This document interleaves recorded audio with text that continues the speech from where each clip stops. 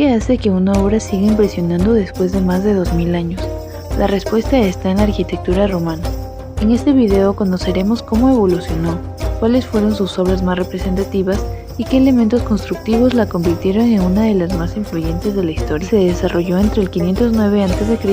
y el 476 después de Cristo, y se distingue por combinar la influencia griega con la ingeniería etrusca y las innovaciones propias de Roma.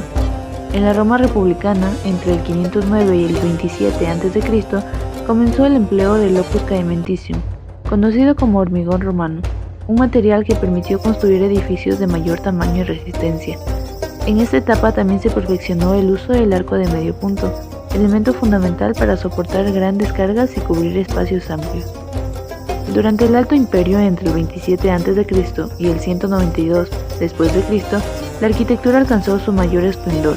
Se construyeron edificios monumentales con mármol, grandes pórticos, cúpulas y espacios interiores cada vez más amplios, como el Panteón.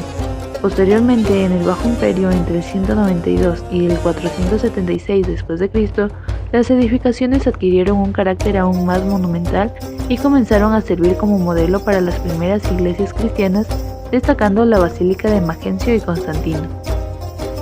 La primera obra que vamos a estudiar es el Templo de Portuno, construido entre los años 120 y 80 a.C.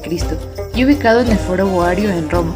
Es uno de los templos romanos mejor conservados y está dedicado al dios protector de los puertos y del comercio fluvial. Presenta una planta rectangular de aproximadamente 26 metros de largo por 15 metros de ancho, elevada sobre un podio al que se accede mediante una amplia escalinata frontal, característica que dirige al acceso únicamente desde la fachada principal. En la planta arquitectónica se distingue el pórtico, que funciona como espacio de transición y acceso ceremonial, y la cella, recinto principal donde se encontraba la imagen de la divinidad. En la vista frontal se aprecia el podio elevado y la escalinata frontal, que concentra el acceso únicamente por la fachada principal. En la vista lateral se observa el empleo de columnas adosadas al muro de la cella, una solución característica de la arquitectura romana que aporta ritmo y monumentalidad a la fachada. Las columnas jónicas poseen una altura aproximada de 8 metros y se apoyan sobre una base. Su fuste estriado mejora la percepción de verticalidad y culmina en un capitel jónico compuesto por ábaco, equino, collarino y las características voluta, que son los elementos en forma de espiral propios de este orden arquitectónico. Sobre las columnas descansa el entablamento, de aproximadamente 2,5 a 3 metros de altura, formada por arquitrabe, friso y cornisa. Este conjunto distribuye el peso de la cubierta hacia las columnas y además aporta equilibrio y proporción a la fachada del edificio. Otro elemento importante es el podio con escalinata frontal, una característica propia de los templos romanos que los diferencia de los templos griegos. El podio eleva el edificio, le proporciona mayor presencia monumental y concentra el acceso por una única fachada principal. En esta misma lámina también se aprecia la columna adosada o semicolumna, que está unida al muro de la cella y cumple principalmente una función decorativa, reforzando visualmente la fachada sin trabajar de manera independiente como las columnas excéntricas. La segunda obra es el Teatro de Pompeyo, construido entre el 61 y el 55 a.C., ubicado en el Campo de Marte, con unas dimensiones aproximadas de 180 metros de largo por 150 metros de ancho. Fue el primer teatro permanente construido en piedra en Roma y constituyó un modelo para los teatros posteriores. En su planta arquitectónica se identifican la cavea, destinada a los espectadores, la escanea, donde se desarrollaban las representaciones, un amplio pórtico posterior que servía como espacio de reunión y circulación, y un templo ubicado en la parte superior del conjunto. En esta obra se emplearon columnas de orden corintio, jónico y toscano, cada una con diferentes niveles de ornamentación y función. El capitel corintio es el más elaborado de los órdenes clásicos. Está compuesto por ábaco, equino, volutas, hojas de acanto, caulículos y collarino, elementos decorativos que le otorgan una apariencia elegante y monumental. En este caso, el entablamento incorpora además un ático, además de la cornisa, el friso y el arquitrabe, enriqueciendo aún más la composición arquitectónica. Finalmente, uno de los mayores aportes de la ingeniería romana fue el arco de medio punto, formado por dovelas, una clave central, impostas y pilares o machones. Su diseño permite distribuir las cargas de manera uniforme hacia los apoyos laterales, aumentando la estabilidad de la estructura. A partir de este sistema se desarrolló la bóveda de cañón, que consiste en la prolongación de un arco de medio punto a lo largo de un eje longitudinal. Esta solución permitió cubrir grandes corredores y espacios interiores sin necesidad de numerosas columnas, convirtiéndose en una de las innovaciones estructurales más importantes de la arquitectura romana y en la base de muchas construcciones posteriores. La siguiente etapa de estudiar es el Alto Imperio Romano. Fue un periodo comprendido entre el año 27 a.C. y el 192 después de Cristo, conocido como la Pax Romana. La Basílica Ulpia fue construida entre los años 106 y 112 después de Cristo, por orden del emperador Trajano y diseñado por el arquitecto Apolodoro de Damasco.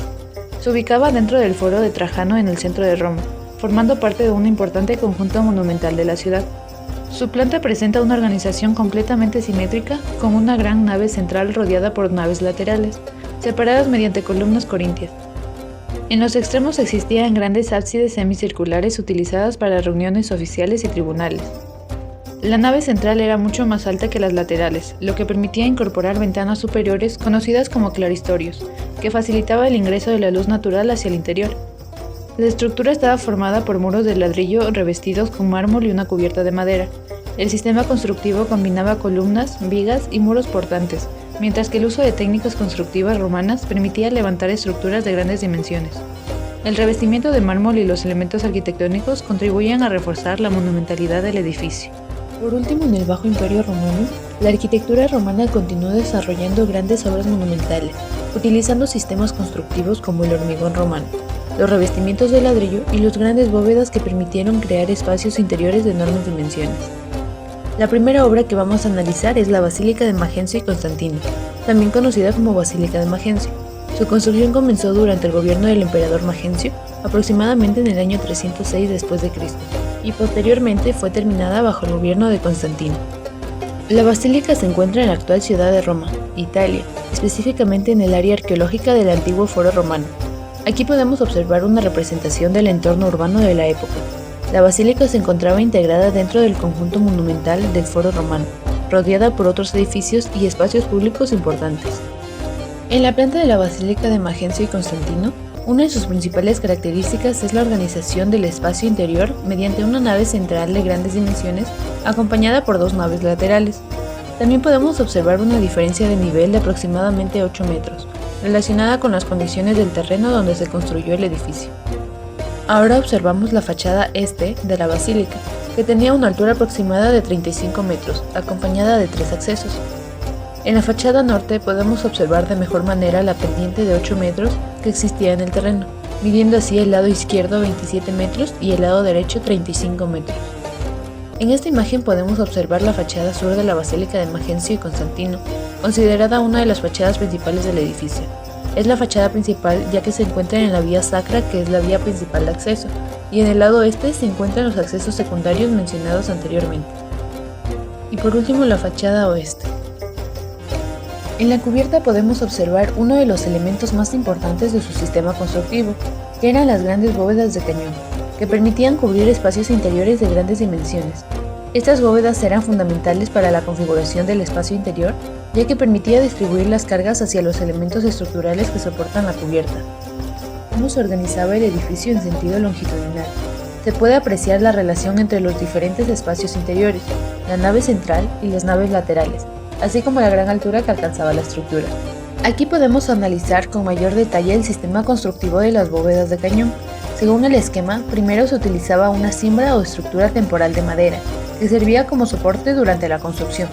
Sobre esta estructura se realizaba una primera capa de elementos cerámicos o ladrillo, que ayudaba a conformar la geometría de la bóveda. Posteriormente esta estructura era recubierta y complementada con hormigón romano, formando un sistema constructivo resistente y capaz de cubrir grandes luces. En cuanto a las deformaciones, en la imagen A podemos observar un análisis de la geometría registrada, es decir, de cómo se encuentra construida actualmente la estructura, donde se evidencian ciertas deformaciones o irregularidades en sus medidas y proporciones.